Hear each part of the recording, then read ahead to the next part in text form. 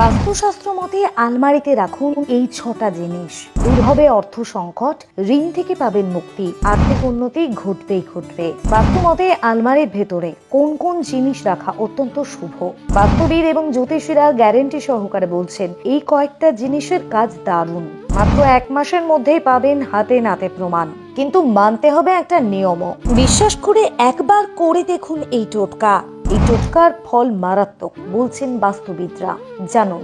বলা হয় বাড়ির মধ্যে সবচেয়ে সুরক্ষিত জায়গা হলো আলমারি। পরিবারের মহার্ঘ জিনিসপত্র, গুরুত্বপূর্ণ বিভিন্ন কাগজ, টাকা পয়সা, গয়নাগাটি সমস্ত রাখার জন্য নিরাপদ জায়গা আলমারি। বাস্তুশাস্ত্রে ঘরের নিরাপত্তা সংক্রান্ত বেশ কিছু নিয়ম উল্লেখ করা হয়েছে। যেমন বাস্তুশাস্ত্র অনুযায়ী ঘরের আলমারি বা ওয়ার্ড্রব সঠিক দিকে রাখলে সম্পদ বৃদ্ধি পায় মনে করা হয় এমনটাই। পাশাপাশি আর্থিক খরচের দিকেও অনেকটা লাগাম টানা যায়। তবে অবশ্যই এর জন্য সঠিক দিকের পাশাপাশি অন্যান্য আরো কিছু নিয়ম মেনে চলতে হবে। বাস্তুমতে বাড়ির কোন দিকে আলমারি রাখা উচিত জেনে নিন আমাদের আজকের এই প্রতিবেদনে। বাস্তুশাস্ত্র অনুযায়ী ঘরে সুরক্ষিত জিনিস বা আলমারি রাখার শুভ দিক হলো দক্ষিণ দিক। আবার এই আলমারির দরজা যাতে উত্তর দিকে খোলা হয় সেদিকে খেয়াল রাখতে হবে। সম্পদের উন্নতি আর বৃদ্ধির জন্য বিশেষ দিকে আলমারি রাখা খুব শুভ বলেই মনে করা হয়। আর্থিক উন্নতির জন্য আলমারির ভিতরে রাখবেন কোন কোন জিনিস। 1. কুবের যন্ত্র। সনাতন ধর্মে ভগবান কুবেরকে ধন সম্পদের দেবতা বলে মনে করা হয়। দীপাবলির একদিন আগে কুবের দেবকে পুজো করা হয়, যা ধনতেরাস নামে পরিচিত।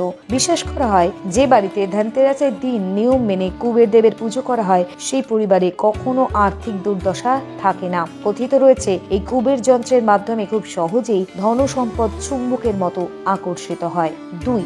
রৌপ্য মুদ্রা বা দেবী লক্ষ্মীর ছবি। হিন্দু ধর্ম শাস্ত্রে রৌপ্য মুদ্রা ও দেবী লক্ষ্মীর ছবির বিশেষ গুরুত্ব রয়েছে। এই দুটি জিনিসই ধন সম্পদ বৃদ্ধির সাথে সম্পর্কিত। বসে থাকা ভঙ্গিতে দেবী লক্ষ্মীর ছবি স্থির সম্পদের প্রতীক। তাই অবশ্যই পরিবারের ধন সম্পদ এবং সমৃদ্ধি বৃদ্ধি করতে চাইলে আলমারির ভেতরে বা লকারের জায়গায় একটা রূপোর মুদ্রা অথবা দেবী লক্ষ্মীর মূর্তি রেখে দিতে ভুলবেন না। 3. হলুদ। প্রাচীন হিন্দু ধর্মীয় শাস্ত্রে হলুদকে অত্যন্ত শুভ বলে গণ্য করা হয়। সিন্দুক বা লকারে যাতে মা লক্ষ্মী বাস করেন তার জন্য একটা লাল অথবা হলুদ কাপড়ে মুড়ে এক টুকরো কাঁচা হলুদ আলমারির লকারে রেখে দিতে পারেন আপনি। এতে নিমেষে আর্থিক উন্নতি ঘটবে এবং পুরনো কোনো ঋণের বোঝা থাকলে খুব সহজেই কেটে যাবে। 4. কড়ি। অর্থ সম্পদ বৃদ্ধি করার জন্য হিন্দু ধর্মে বারংবার কড়ির উল্লেখ করা হয়েছে। শাস্ত্র মতে শুক্রবার 7টা পয়সা বা কড়ি লাল কাপড়ে বেঁধে ভল্টে রাখুন। মনে করা হয় যে এতে দেবী রূপে প্রসন্ন হন, বাড়িতে সৌভাগ্য ফিরে আসে, লক্ষ্মী সেই বাড়িতে স্থায়ীভাবে বসবাস করেন, কখনো অলক্ষ্মী প্রবেশ ঘটে না। 5. ময়ূরের পালক। ময়ূরের পালক হলো এমন একটা জিনিস যার সাথে প্রাচীন যুগ থেকে সনাতন ধর্মের এক অভূতপূর্ব যোগাযোগ রয়েছে।